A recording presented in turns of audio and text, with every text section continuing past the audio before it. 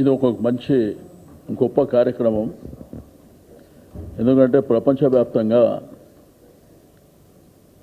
మన తెలంగాణ బిడ్డలు అదేవిధంగా తెలుగు వాళ్ళు కూడా ఈరోజు ప్రపంచవ్యాప్తంగా ఉన్నటువంటి సందర్భాలు మీకు అందరికీ తెలుసు. వాళ్ళు అనేకమైనటువంటి ఈవెంట్స్ కూడా చేస్తూ ఉంటారు. అయితే ఈరోజు 2014 తెలంగాణ ఫార్మేషన్ అయిన తర్వాత తొలి ముఖ్యమంత్రి గారు కేసీఆర్ గారు మరి 10 సంవత్సరాల పరిపాలన చాలా అద్భుతంగా ఎవరు ఊహించని విధంగా ఈరోజు రాష్ట్రంలో జరిగినటువంటి ఇరిగేషన్ కావచ్చు, అదేవిధంగా ప్రధానంగా రైతాంగం కావచ్చు, అన్ఎంప్లాయ్మెంట్ కావచ్చు, దీంతోపాటు మీకు విశ్వనగరం అయినటువంటి హైదరాబాద్ సిటీలో మీకు జరిగినటువంటి 10 సంవత్సరాల పరిపాలనలో చాలా అద్భుతాలు జరిగినాయి. మీకు రోడ్డు కనెక్టివిటీ కానివ్వండి, మెట్రో కానివ్వండి, దీంతోపాటు అనేకమైనటువంటి పార్కులు, మీకు ఐటీ కూడా ఇన్ఫర్మేషన్ టెక్నాలజీ బ్రహ్మాండంగా అద్భుతంగా విస్తరించినటువంటి పరిస్థితులను కూడా మనం చూసినాం.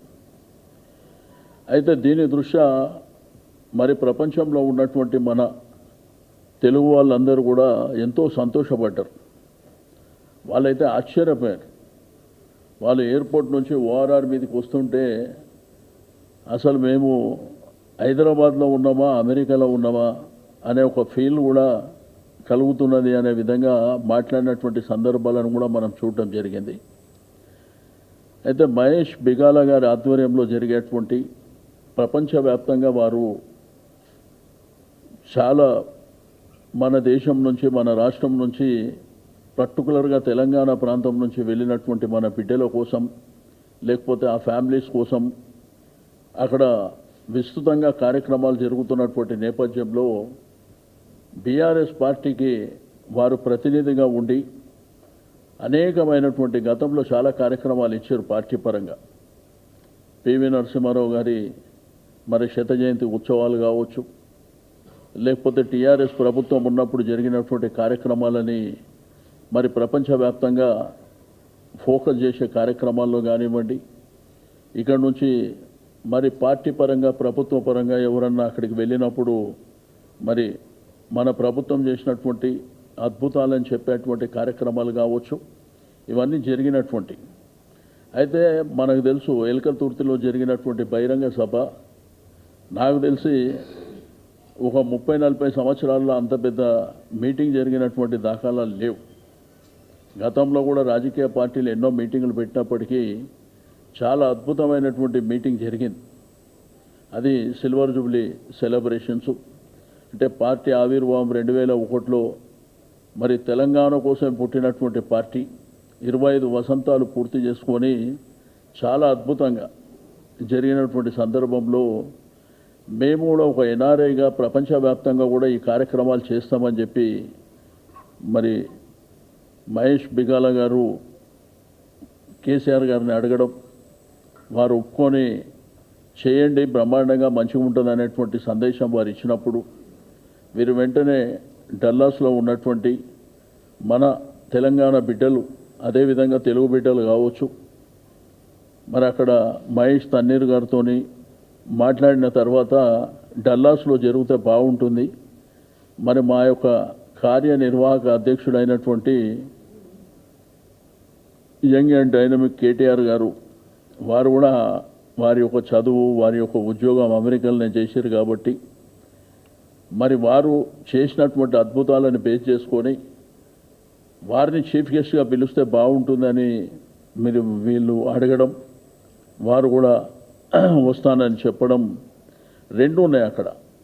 ఒకటేమో June 2 ఫార్మేషన్ డే, అదేవిధంగా సిల్వర్ జూబ్లీ ఫంక్షన్. ఈ రెండు కూడా మరి బ్రహ్మాండంగా ఆర్గనైజ్ చేస్తున్నటువంటిది ఇప్పుడే మహేష్ గారు చెప్పడం జరిగింది. అక్కడ తీసుకున్నటువంటి ఆ కన్వెన్షన్ ఆ ఏరియా కూడా చాలా పెద్దగా విస్తారంగా బ్రహ్మాండంగా ఉంటుంది.